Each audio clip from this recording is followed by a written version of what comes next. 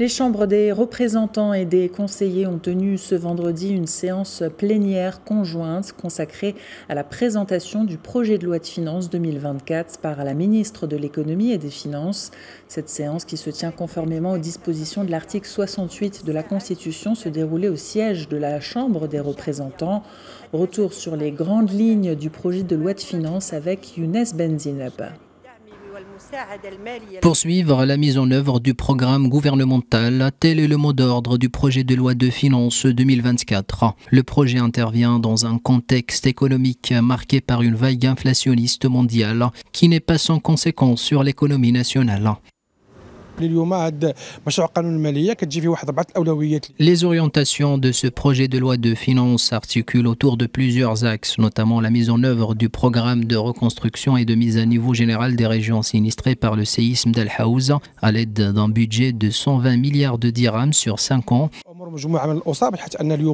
L'élargissement de l'aide sociale aux familles démunies, la mise en œuvre du programme d'aide à l'accès au logement et l'amélioration des prestations sanitaires.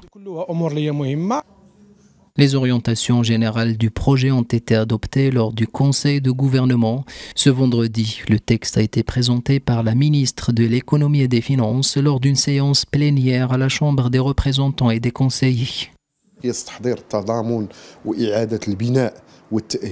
Le projet de loi de finances accorde une place importante à la reconstruction des régions frappées par le tremblement de terre d'Al Haouz, au chantier lancé par le roi Mohammed VI concernant la poursuite de la consolidation des fondements de l'État social à travers le programme d'aide aux familles démunies et le programme d'aide à l'accès au logement. Le nouveau texte prévoit également de poursuivre la mise en œuvre des chantiers stratégiques, à leur tête la réforme du système de la justice. D'après le ministère de tutelle, le projet de loi de finances se base sur des hypothèses tablant sur un taux de croissance de 3,7% en 2024 et un déficit budgétaire dans la limite de 4% du PIB.